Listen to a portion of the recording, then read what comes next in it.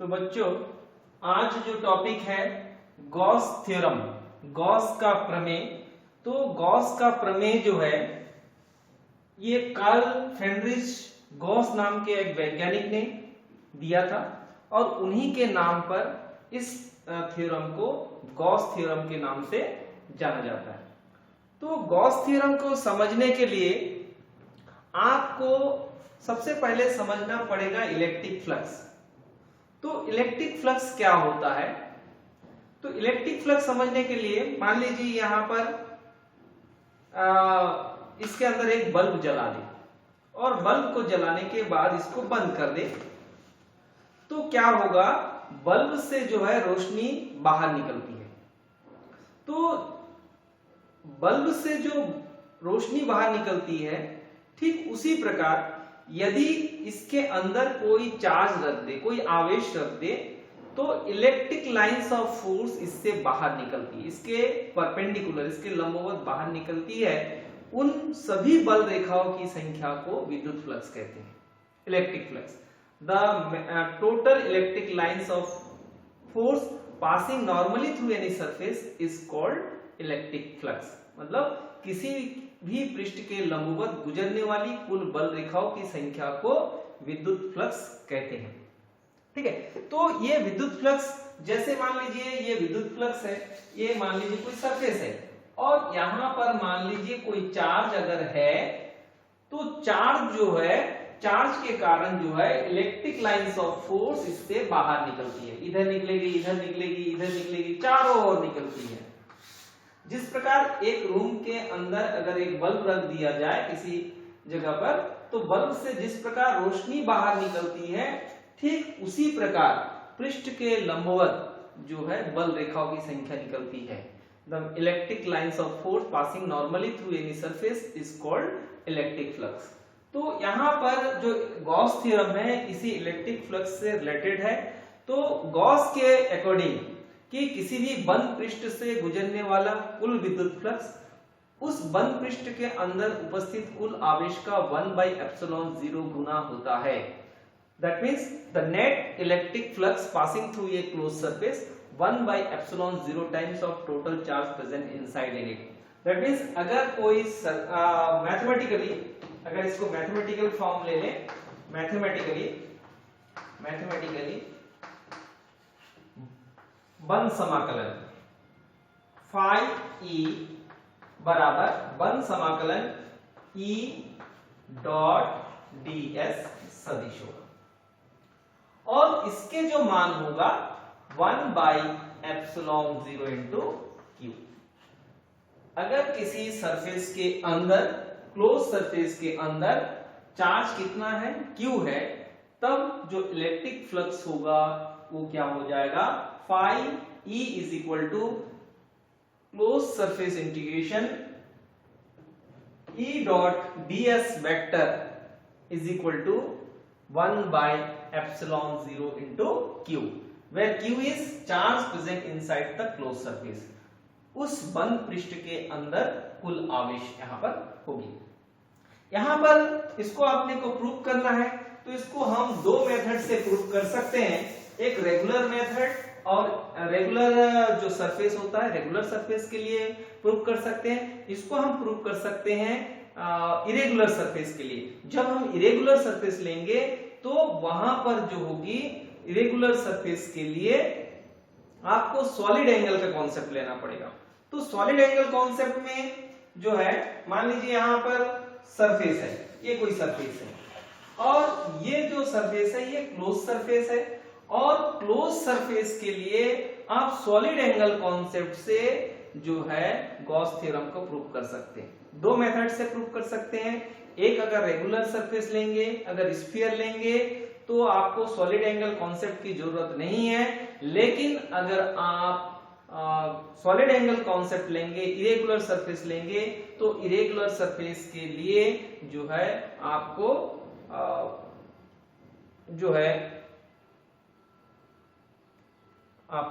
Irregular surface के लिए आपको सॉलिड एंगल कॉन्सेप्ट लेना पड़ेगा। तो मान लीजिए यहां पर जो चार्ज है, मान लीजिए यहां पर प्लस क्यू चार्ज यहां पर है, तो प्लस क्यू चार्ज यहाँ पर ये इस सरफेस के अंदर जो है पॉइंट O पर मान लीजिए प्लस क्यू चार्ज है, किसी बिंदु O पर एक बंद पृष्ठ है, ये क्लोज सरफेस है और इस क्लोज सरफेस के अंदर एक चार्ज क्या है, Q है। कहां पर? पॉइंट O पर चार्ज है, बिंदु O पर एक आवेश प्लस क्यू आवेश रखा हुआ है। जब इसमें प्लस क्यू आवेश रखा हुआ है, इसके सरफेस पर एक पॉइंट सपोज आपने क्या लिया, P लिया और P से O तक का जो डिस्टेंस, O से P तक का डिस्टेंस सपोज R है। Then electric field intensity at point P, electric field intensity at point P, electric field intensity at point P, बिंदु P पर विद्युत क्षेत्र की तीव्रता। तो P पर जो विद्युत क्षेत्र की तीव्रता होगी यानी इलेक्ट्रिक फील्ड इंटेंसिटी होगी, E इज इक्वल टू क्या होगी, 1/4 pi epsilon 0 Q upon OP square along OP।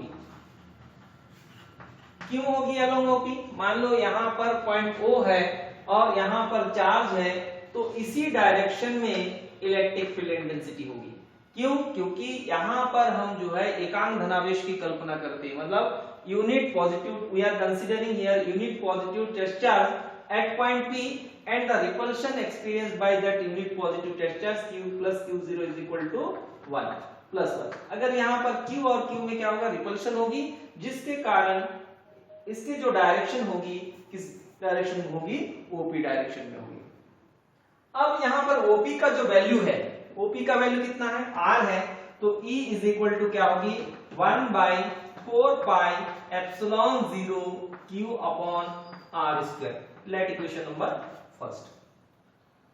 अब यहां पर इलेक्ट्रिक फील्ड हमने निकाल लिया। अब यहां पर पॉइंट P पर एक स्मॉल सरफेस ds की कल्पना करते हैं। We are considering small surface ds and normal on ds is ds vector. हमने एक बिंदु P पर एक छोटा सा पृष्ठ ds लिया, तो छोटा सा पृष्ठ जब हमने ds लिया, स्मॉल सरफेस ds लिया, वो ds पर जो नॉर्मल है, अभिलंब है, that is ds vector and this angle is suppose theta. मतलब E और ds के बीच का जो एंगल है वो थीटा है। तो अगर हम देखें, जैसे हमने बात किया था अभी थोड़ी देर पहले कि जो इलेक्ट्रिक लाइंस ऑफ फोर्स होता है सेम होता है, जैसे एक बल्ब जो है, एक जैसे ये डब्बा है, बंद डब्बे के अंदर अगर एक बल्ब जला दिया जाए तो उसकी रोशनी बाहर निकलना चाहती है, बाहर जाती है। ठीक उसी प्रकार अगर किसी क्लोज सरफेस के अंदर चार्ज होगा तो इलेक्ट्रिक लाइंस ऑफ फोर्स बाहर निकलेगी। तो इतने जगह से कितने, अब चूंकि पूरे सरफेस से अपने को निकालने के पहले हम छोटा सा सरफेस लिए हैं और उस छोटा सा सरफेस में कितना इलेक्ट्रिक लाइंस ऑफ फोर्स निकलेगी उसको अपने को निकालना है। So therefore electric flux passing through small surface, electric flux passing through small surface, passing through small surface, through small surface ds, small surface ds, अल्प पृष्ठ ds से गुजरने वाला विद्युत फ्लक्स, अल्प पृष्ठ ds से गुजरने वाला विद्युत फ्लक्स, गुजरने वाला विद्युत फ्लक्स। तो जब पृष्ठ छोटा होगा, फ्लक्स भी क्या हो जाएगी, छोटा होगी, यानी यहां पर d phi e लिखेंगे। d का मतलब होता है डिफरेंशिएशन या स्मॉलर, तो d phi e is equal to बंद समाकलन e डॉट ds सदिश हो गया, e dot vector e dot ds, और डॉट प्रोडक्ट में क्या होता है, cos थीटा होता है, क्योंकि mod of a into mod of b into cos theta, a dot b का फार्मूला होता है vector a dot vector b का फार्मूला होता है a mod b mod cos theta. तो ठीक इसी प्रकार यहां पर भी जो e डॉट ds हो जाएगी, ये d phi e is equal to e ds cos theta होगी। अब ई ds cos थीटा यहां पर, अब E का वैल्यू रखेंगे, putting the value of E, putting the value of E, putting the value of E, E का value रखेंगे। तो E का जो वैल्यू हमने निकाला था, E का वैल्यू कितना था, तो d phi E is equal to E का value 1/4 pi epsilon 0 Q upon R square into ds cos theta. But we know that ds cos theta upon r square is equal to होता है d omega. d omega जो होता है ये solid angle होता है, घनकोण होता है, सॉलिड एंगल। तो ये solid angle sustained by area ds, अल्प पृष्ठ ds द्वारा बना घनकोण। ये वाला सरफेस से जो एंगल बनेगा वो क्या होगा, ds cos theta by r square. Formula होता है सॉलिड एंगल और प्लेन एंगल, दो एक टाइप के एंगल होता है। प्लेन एंगल क्या होता है, जिनको अभी तक आप लोग पढ़े होंगे, वो प्लेन एंगल था, मतलब किसी भी दो लाइन के बीच में जितना एंगल सस्टेन्ड होता है उसको हम लोग जनरली प्लेन एंगल बोलते हैं। जबकि सॉलिड एंगल जो होता है, घनकोण जो होता है किसी सरफेस के कारण, जैसे आप इस बोर्ड को देख रहे हैं मान लीजिए, तो बोर्ड को देखने के लिए एक लाइन ऊपर जा रही है, एक लाइन साइड में जा रही है, एक लाइन इधर जा रही है, एक लाइन नीचे जा रही है, तो पूरे सरफेस के कारण जो एंगल बनता है, इस टाइप का जो एंगल बनता है, उस एंगल को क्या बोलते हैं, सॉलिड एंगल। सॉलिड एंगल और घनकोण, इसको ओमेगा से डिनोट करते हैं, या डी ओमेगा, छोटा सा है इसलिए डी ओमेगा हो। तो इस वैल्यू को यहां पर पुट करेंगे तो D phi E is equal to E का value 1/4 pi epsilon 0 Q into D omega. ये छोटा सा सरफेस से कितना इलेक्ट्रिक लाइंस ऑफ फोर्स निकलेगा, इसका फार्मूला हो गया। Now total electric flux passing through the close surface, so total electric flux passing through close surface, तो बंद क्लोज सरफेस, तो पूरे बंद पृष्ठ से गुजरने वाला संपूर्ण विद्युत फ्लक्स, बंद पृष्ठ से गुजरने वाला संपूर्ण, तो बंद पृष्ठ से गुजरने